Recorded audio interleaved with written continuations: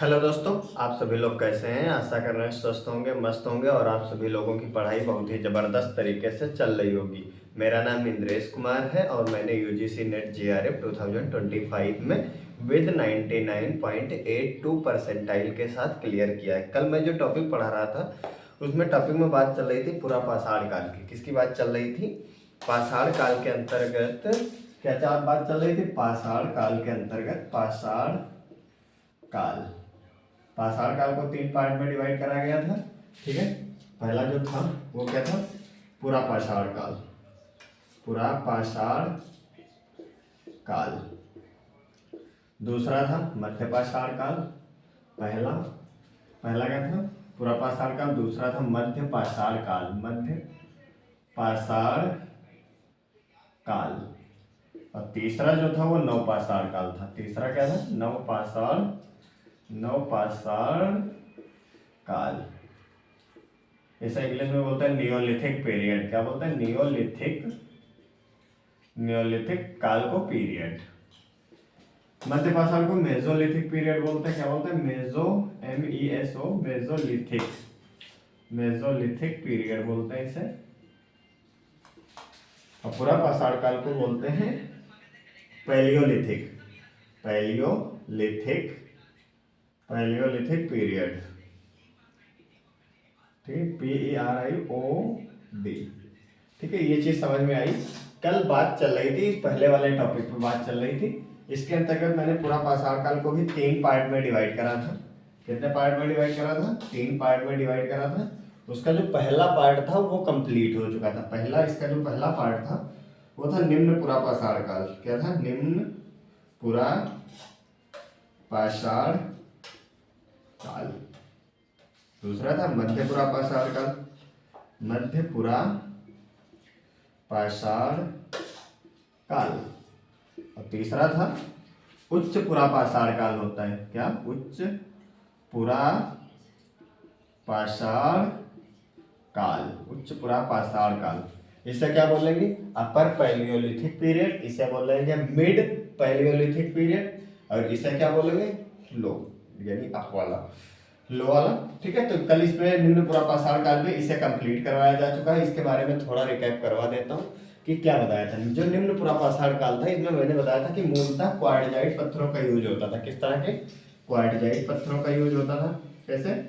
Quartzite पत्थरों का use होता था। इससे उपकरण बनाए जाते थे। यानी निम्न पूरा पाषाण काल में जो भी उपकरण बनते थे वो उपकरण कैसे होते थे? अनगढ़ पत्थर होते थे, यानी उनका कोई भी डिजाइन शेप निर्धारित नहीं होता था। ठीक है, तो कैसे अनगढ़ पत्थर बनते थे? बड़े पत्थर होते थे। खंडक होता था। क्या होता था? खंडक हो जाता था। विदारिणी हो जाता था। खंडक था, विदारिणी था। अनगढ़ पत्थर थे। अनगढ़ पत्थर थे, बड़े पत्थर थे। इस तरह के पत्थरों का यूज किया जाता था। जब मैंने पूरा पाषाण काल के बारे में बताया था तो इसके बाद में मैंने बताया था कि इस संस्कृति को, यानी इस निम्न पूरा पाषाण काल को भी 2 पार्ट में डिवाइड किया गया था। एक था चापिन संस्कृति, जिसे पेबुल संस्कृति या फिर सोहन संस्कृति के नाम से जाना गया था। और दूसरा जो पार्ट था उसको मैंने बोला था मद्रास संस्कृति या फिर हैंड एक्स संस्कृति के नाम से। तो इसमें जो चापर चापिंग होता था वो चापर क्या होता था? जिसमें एक तरफ के नुकीले होते थे, यानी धारदार पत्थर। एक तरफ होता था चापर, 2 तरफ धार होती थी तो चापिंग बोला जाता था। पेबल संस्कृति वो होते थे निम्न पूरा पाषाण के ऐसे उपकरण जो पानी से लगातार रगड़ रगड़ कर कैसे हो गए थे? चिकने हो गए थे, गोलास्म हो गए थे। उस तरह के बोले जाते थे चापिंग, उसे बोला जाता था पेबल। ठीक है, और सोहन संस्कृति नाम इसलिए इस संस्कृति का पड़ा था क्योंकि इसके ज्यादातर जो उपकरण थे, जो पत्थर के जो ज्यादातर उपकरण या वेपन्स जो भी मिले वो सोहन नदी घाटी में मिले थे। सोहन नदी घाटी सिंधु घाटी की एक सहायक नदी थी। ठीक है, तो ये चीज समझ में आ गई होगी। और दूसरी बात, जब इसको समझा रहे थे तो इसमें बताया था कि मद्रास संस्कृति भी इसे कहा जाता है, निम्न पूरा पाषाण हैंड एक्स संस्कृति। यानी मद्रास के अतिरम पक्कम और बादम दुरई से एक हैंड एक्स प्राप्त हुआ था।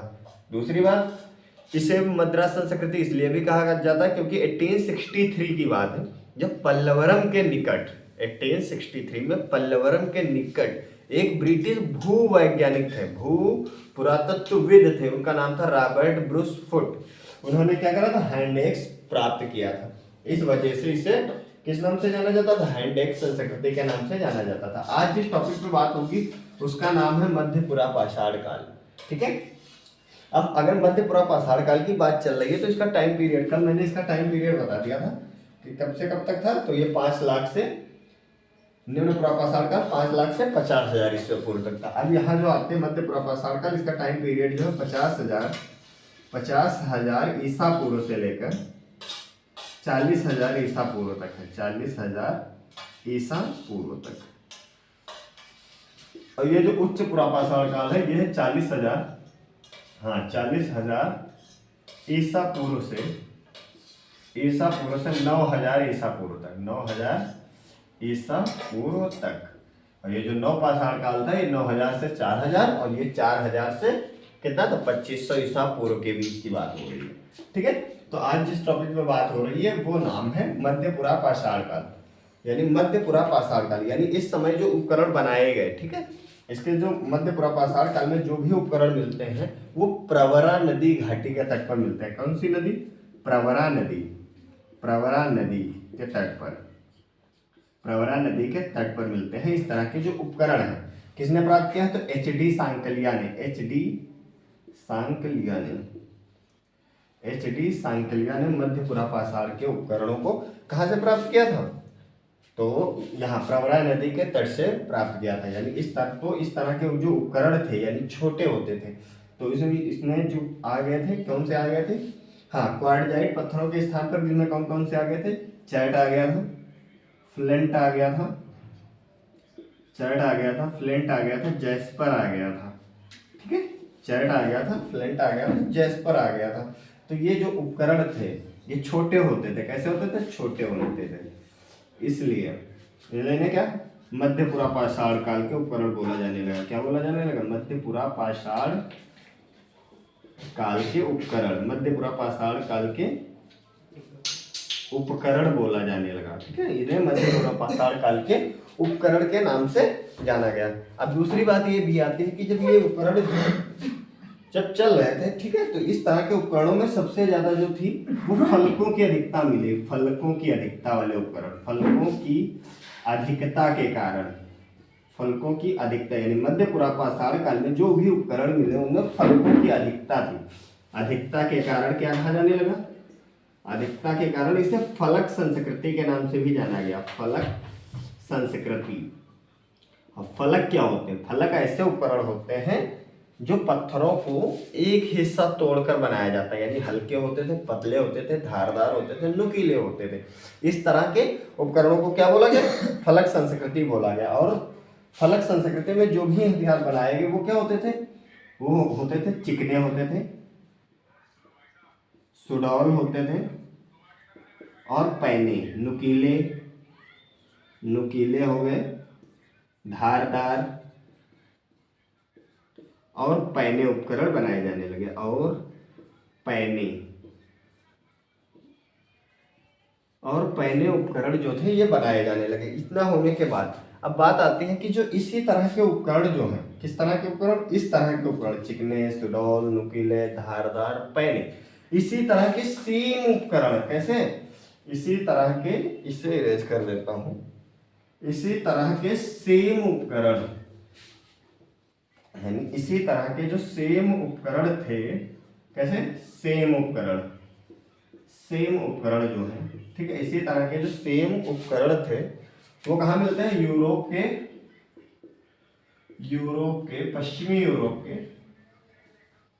पश्चिमी यूरोप के मुस्तूरियन में भी इसी तरह के उपकरण मिलते हैं, मुस्तूरियन में मिलते हैं। इसलिए इस संस्कृति को क्या कहा जाता है, मुस्तूरियन संस्कृति भी कहा जाता है, मुस्तूरियन संस्कृति या उपकरण, मुस्तूरियन संस्कृति भी कहा जाता है। ये चीज समझ में आ गई होगी। और इस समय जब बात चल ही रही मध्यपुरा पाषाण काल में, तो इस समय का जो मानव था वो क्या था, खाद्य उपभोक्ता से खाद्य संग्राहक की स्थिति में पहुंच गया था। कहाँ से कहाँ तक, खाद्य उपभोक्ता से लेकर खाद्य संग्राहक की स्थिति में पहुंच गया था। इस समय का जो मानव था वो स्थायी निवास बनाकर नहीं रहता था।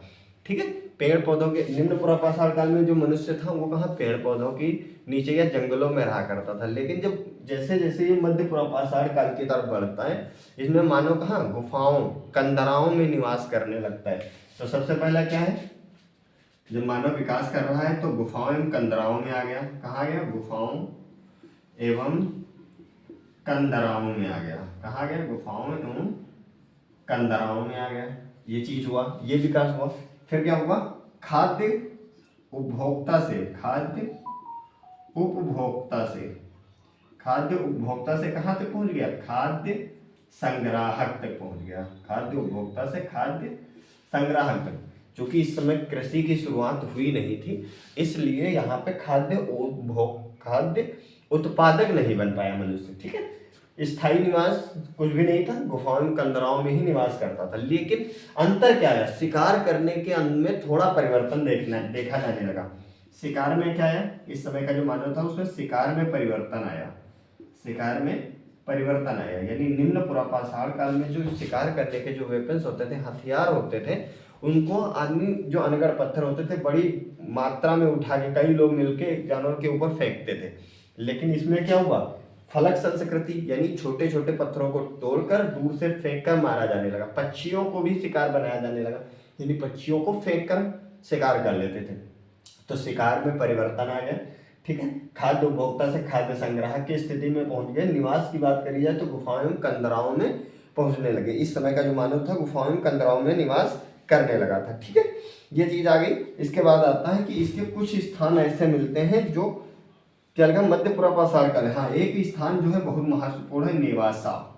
क्या, नेवासा जो है ये महाराष्ट्र का है। इसे क्या बोला जाता है, मध्य पुरापाषाण काल का प्रारूप स्थल बोला जाता है। यानी मध्य पुरापाषाण काल का प्रारूप स्थल बोला जाता, प्रारूप स्थल बोला जाता। अब बात आती है इसके कुछ अन्य स्थान जो है, अन्य स्थल जो है मध्य पुरापाषाण काल के, उसमें देख लेते हैं कौन कौन से स्थान आते हैं। जैसे चकिया है एक स्थान, ये वाराणसी में पड़ता है। वाराणसी में चकिया जो है वाराणसी में पड़ता है। एक और है बेलन घाटी जो इलाहाबाद में पड़ती है। बेलन घाटी ये कहाँ पड़ती है, इलाहाबाद। बेलन घाटी जो है ये इलाहाबाद में आती है। चकिया वाराणसी हो गया। गुजरात का सौराष्ट्र हो जाएगा। कहाँ जो, गुजरात का सौराष्ट्र हो जाएगा। क्या हो जाएगा, गुजरात का सौराष्ट्र हो जाएगा आदि। राजस्थान का डिडवाना हो सकता है। ठीक है, तो इस तरह की अब ये चीज समझ में आ गई होगी कि जो मध्य पुरापाषाण काल चल रहा है, इसके टाइम पीरियड मैंने बता दिया 50,000 ईसा पूर्व से लेकर 40,000 ईसा पूर्व तक। इस संस्कृति के ज्यादातर उपकरण जो थी वो प्रवरा नदी यानी महाराष्ट्र में मिले। प्रवरा नदी के तट पर मिलते हैं, जिसे किसके द्वारा खोजा गया था, एच.डी. सांकलिया के द्वारा। और इस मध्य पुरापाषाण काल में मूलतः क्वार्टजाइट पत्थरों के स्थान पर किसका यूज करा जाने लगा, चैट है, फ्लंट है, जैस्पर है, इसके जैसे छोटे छोटे उपकरणों का यूज किया जाने लगा। यानी मध्य पुरापाषाण काल के लिए जो छोटे उपकरण थे इन्हें पत्थरों से तोड़कर बनाया गया था। इसलिए इस संस्कृति को क्या बोला गया, फलक संस्कृति के नाम से जाना गया। ये जो पत्थरों को तोड़कर फलक बनाए जाते थे, चिकने होते थे, सुडौल होते थे, नुकीले होते थे, धारदार और पैने भी हुआ करते थे। अब आती है मानव की विकास की अवस्था कैसे कैसे आगे बढ़ी। तो पहले निम्न पुरापाषाण काल में मानव कहाँ रहता था, जंगलों में रहता था, पेड़ पौधों के ऊपर चढ़कर रहता था या पेड़ पौधों के नीचे निवास करता था। लेकिन अब मध्य पुरापाषाण काल में जैसे जैसे मानव का विकास होता है उसे आश्रय की जरूरत होने लगती है, उसे अपने चारों तरफ के एनवायरनमेंट को ढकने की जरूरत होने लगती है। तो वह क्या, किसमें, गुफाओं कंदराओं में सेफ फील, सुरक्षित महसूस करने लगता है। दूसरा क्या है, खाद्य उपभोक्ता से खाद्य संग्राहक की अवस्था में पहुंच जाता है और धीरे धीरे शिकार में भी परिवर्तन देखने को मिलता है। अब इसके कुछ महत्वपूर्ण स्थलों में बात आती है। नेवासा जो महाराष्ट्र में पड़ता है, मध्य पुरापाषाण काल का प्रारूप स्थल माना जाता है। यानी सबसे ज्यादा जो उपकरण मिले वो नेवासा के महाराष्ट्र। अन्य स्थलों में जैसे चकिया आ गया वाराणसी से, बेलन घाटी इलाहाबाद में आ गया, गुजरात का सौराष्ट्र आ गया, सिंगरौली वेसन आ सकता है, राजस्थान का डिडवाना आ सकता है आदि। ये चीज समझ में आ गई होगी। अब बात कर रहे हैं जो इसमें मध्य पुरापाषाण काल हो गया। तीसरा जो पार्ट है उसका नाम क्या था, उच्च पुरापाषाण काल। ठीक है, तो ये वाला कंप्लीट करवा चुके हैं। मध्य पुरा पाषाण काल हो चुका है। अब जो बात हो रही है टॉपिक में, उसकी बात होगी उच्च पुरा पाषाण काल की। तो पुरा पाषाण काल के अंतर्गत आया जो अगला जो पार्ट पड़ता है उसका नाम है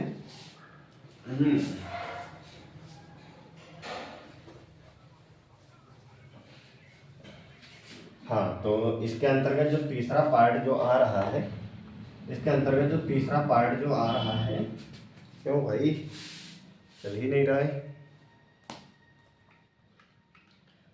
तो इसके अंतर्गत जो तीसरा पार्ट आ रहा है उसका नाम है उच्च पुरा पाषाण काल। क्या नाम है? उच्च पुरा पाषाण काल। उच्च पुरा पाषाण काल।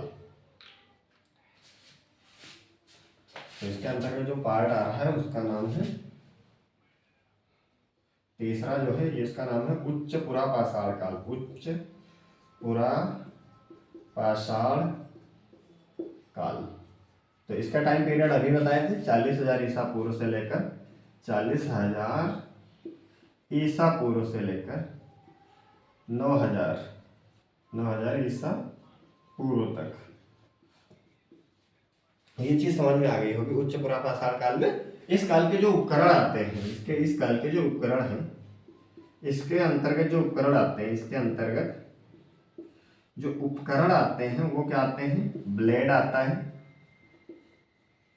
ब्यूरिन आता है, छेदक आता है। ब्लेड हो गया, ब्यूरिन हो गया, छेदक हो गया, एक और है स्क्रेपर। स्क्रेपर हो गया आज। इस तरह के उपकरण देखने को मिलते हैं। तो मैंने निम्न पुरा पाषाण काल में जो बताए थे अनिगढ़ पत्थर थे, ठीक है, खंडक था, विदारणी था। मध्य पुरा पाषाण काल में क्या हुआ? चैट, फ्लंट, जैस्पर, यानी इस तरह के उपकरण चेंज हो रहे हैं। इसी से उपकरणों के आधार पर ही, यानी पत्थर के जो उपकरण बनाए गए उनके आधार पर ही इसका विभाजन किया गया। तो इसके अंतर्गत जो उपकरण आ रहे हैं वो ब्लेड आ रहा है, ब्यूरिन आ रहा है, छेदक आ रहा है, स्क्रेपर, इस तरह के जो है उपकरण देखने को मिलने लगते हैं। अब इस तरह हाँ, उच्च पुरा पाषाण काल में जो मानव का जो विकास होता है उसमें देखते हैं कि क्या क्या परिवर्तन देखने को मिलने लगते हैं। तो इस समय जब उच्च पुरा पाषाण काल में मानव का विकास हो रहा था, यानी मानव की विकास की प्रक्रिया तीव्र हो चुकी, क्योंकि मध्य पुरा पाषाण काल में ही मानव के रहन सहन, खान पान, उसके रहने उठने बैठने में परिवर्तन देखने को मिलने लगा था। तो इसमें क्या हो जाता? मानव विकास की प्रक्रिया तीव्र हो जाती। मानव विकास की प्रक्रिया तीव्र हो जाती है। होमोसैपियंस, जो मानव का क्या है? पूर्वज है। होमोसैपियंस। होमोसैपियंस का उद्भव हो जाता है। होमोसैपियंस का उद्भव हो जाता है। नए, ये जो उपकरण बनाए गए ये नए उपकरण हैं, नए हैं। चकमक का मतलब है पालिशदार बनाए गए। तो नए उपकरण जो हैं, यानी नई चकमक उपकरणों का प्रयोग होने लगता है। नए चकमक उपकरणों का प्रयोग होने लगता है। ये चीज समझ में आ गई है। नए चकमक उपकरणों का प्रयोग होने लगता है। इस समय का जो मानव है वो भी क्या है, इसके मध्य पुरा पाषाण काल की अवस्था से ज्यादा बाहर नहीं निकल पाया। ज्यादा बाहर निकलने का मतलब ये है, ज्यादा बाहर इसलिए नहीं निकल पाया क्योंकि ये जस्ट बिल्कुल जुड़ा हुआ काल है। 40,000 ईसा पूर्व और 50,000 से 40, यानी जैसे उसमें था कुछ थोड़ा थोड़ा चेंजेस देखने को मिलते हैं। यानी इस समय का जो मानव था वो क्या था? पूर्णतया प्रकृति पर निर्भर था। कैसा था? पूर्णतया प्रकृति पर निर्भर था। पूर्णतया प्रकृति पर निर्भर था। शिकार करता था, खाद्य संग्राहक था। क्या था? शिकार करता था, खाद्य उपभोक्ता से खाद्य संग्राहक की अवस्था में ही बना रहा। शिकार में जो परिवर्तन थे थोड़े बहुत और ज्यादा देखने को मिले, क्योंकि ये जो हथियार होते थे, ब्लेड था, ब्यूरिन था, छेदक था, स्क्रेपर था, इस समय का जो मानव था वो क्या करने लगा था? फेंक के उपकरणों को मारा जाने लगा था। ये हल्के होते थे, यानी ज्यादा दूर तक जो था पशुओं का आसानी से शिकार किया जा सकता था। इसके अलावा क्या है, इस समय का जीव मनुष्य जो था वो खाना बदोश एवं घुमक्कड़ जीवन ही व्यतीत किया करता था। तो ये चीज हो गई। पूर्णतः प्रकृति पर निर्भर था। कैसा था? खाद्य उत्पादक से खाद्य संग्राहक ही बना रहा, क्योंकि उत्पादक की अवस्था में अभी भी नहीं पहुंच पाएगी। यानी मध्य पाषाण काल से जब नव पाषाण काल का दौर आएगा उस समय तक ये मानव कहाँ पहुंचेगा, खाद्य संग्रह से खाद्य उत्पादक की अवस्था में, यानी अन्न उत्पन्न करने लगेगा, स्थायी जीवन के साक्ष्य मिलने लगेंगे। लेकिन इस समय का जो मानव था वो क्या था, चित्रकला में रुचि लेने लगा था। क्या चित्रकला में रुचि लेने लगा था। छोटे मोटे पशुओं को शिकार बनाया जाने लगा था। कुछ पशुओं को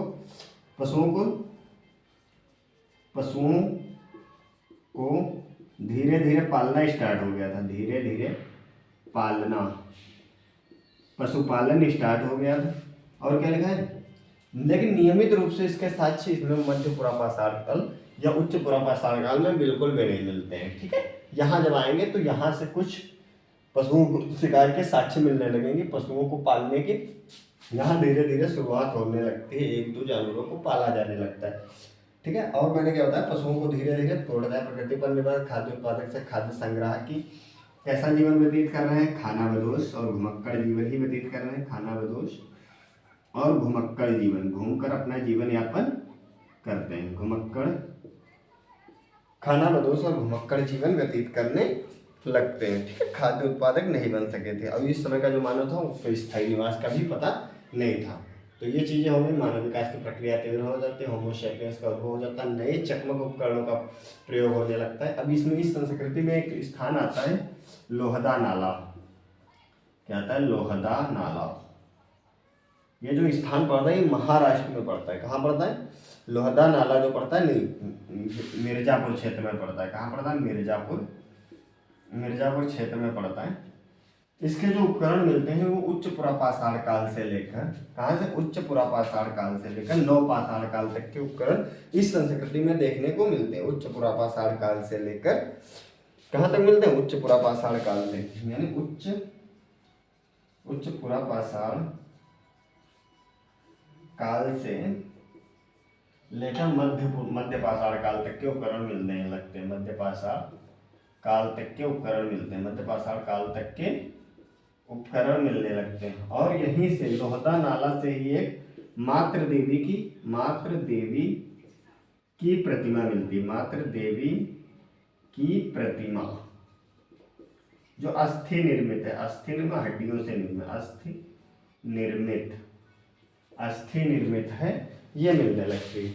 एक चीज तो ये समझ में आ गई। दूसरा मैंने क्या बताया, चित्रकला में इन लोगों का रुझान बढ़ने लगा था। तो चित्रकला की बात अगर आ जाए तो भीमबेटका बहुत फेमस है।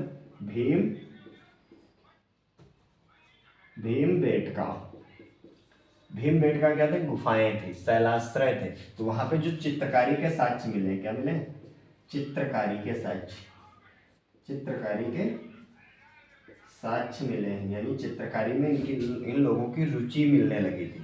यानी ये लोग इतना भोजन संग्रह कर लेते थे कि आराम से गुफा में बैठकर निवास कर सकते थे। जब खाली बैठे होते थे तो ये लोग क्या करते थे, कुछ भी जैसे पत्थर के उपकरण है या औजार है या हड्डियों से कुछ भी पत्थरों पे निशान बनाया करते थे। ये वही चित्रकला जो थी वो किस में कन्वर्ट हो गई, चित्रकारी में कन्वर्ट हो गई। शैलाश्रयों पर चित्र बनाए गए, शैलाश्रयों पर चित्र बनाए गए। ये चीज समझ में आ गई होगी। अब इसके कुछ स्थलों की बात कर ली जाए तो भीमबेटका की खोज किसने करी थी, विष्णु श्रीधर वाकड़कर महोदय ने करी थी। कौन है, भीमबेटका की जो खोज करे थे उनका नाम है विष्णु श्रीधर वाकड़कर महोदय ने करी थी 1958 में, महोदय 1958 में। ये चीज समझ में आ गई होगी। ठीक है, वाकड़कर महोदय ने। अब यहाँ पे देख लेते हैं, थोड़ा कुछ बचा है। यानी इसके जो अन्य स्थान की बात करी जाए उसमें आ जाएगा इनाम गांव जो महाराष्ट्र का है, इनाम गांव, भदड़े, पटड़े, ये स्थान है। तो ये जो स्थान है यहाँ से जो शुतुरमुर्ग के अंडे होते हैं, क्या, शुतुरमुर्ग के अंड कवकों पर तीन तिरछी रेखाएं मिली। ये चीज समझ में आई। और दूसरा स्थान जो है, हाँ, उच्च पुरापाषाण काल की बात चल रही है, यहाँ देख लेते हैं। दूसरा जो बात हो रही है वो बात हो रही है कि चूल्हे का जो साक्ष्य मिलता है, कहाँ से, चूल्हे का जो प्रमाण मिलता है वो मिलता है बिलासुर गांव आंध्र प्रदेश से, आंध्र प्रदेश से इसके साक्ष्य मिलने लगते हैं। ये चीज समझ में आ गई होगी। यानी उच्च पुरापाषाण काल से मानव अब किस में पहुंचेगा, मध्य पाषाण काल की अवस्था में पहुंचने लगेगा। ये चीज समझ में आ गई। भीमबेटका हो गया, मातृ देवी की जो प्रतिमा मिली है वो अस्थि निर्मित है। इस काल के उपकरण मानव के विकास की प्रक्रिया तीव्र हो गई थी, पूर्णतः प्रकृति पर निर्भर था, खाद्य उत्पादक से खाद्य संग्रह की अवस्था में पहुंच गया था। धीरे धीरे पशुओं के पशुपालन के साक्ष्य जो हैं वो मिलने लगते हैं। ठीक है, यहाँ भीमबेटका में जो चित्रकारी करी जाती है उनमें कौन कौन से, जो भीमबेटका है इसमें जो चित्रकारी के साक्ष्य मिलते हैं उसमें बाघ के चित्र मिलते हैं, गैंडा है, बैल है, इस तरह के चित्र जो है चित्र देखने को मिलने लगते हैं। ठीक है, तो आज जो दो टॉपिक करवाए, यानी पुरापाषाण काल को 3 पार्ट में डिवाइड करा गया था। एक निम्न पुरापाषाण काल, दूसरा मध्य पुरापाषाण काल और तीसरा जो था ये था उच्च पुरापाषाण काल। ठीक है, तो आज मैंने मध्य पुरापाषाण काल की और उच्च पुरापाषाण काल की बात करी है। अब जो कल टॉपिक जो स्टार्ट किया जाएगा उसका नाम होगा मध्य पाषाण काल। कल ये हो जाएगा, नेक्स्ट लेक्चर जो होगा वो नवपाषाण काल पे होगा। ये तीनों लेक्चर कंप्लीट होने के बाद इसके बाद शुरुआत होगी हड़प्पा सभ्यता या सिंधु घाटी सभ्यता की। इसके पश्चात वैदिक सभ्यता और फिर महाजनपद या बौद्ध धर्म और जैन धर्म की ओर रिप्लेस कर दिया जाएगा। ठीक है, तो आशा कर रहे हैं ये लेक्चर आप लोगों को काफ़ी समझ में आ रहा होगा और आप लोग इसका प्रॉपर नोट्स बनाते रहें। तब तक के लिए जय हिंद, जय भारत।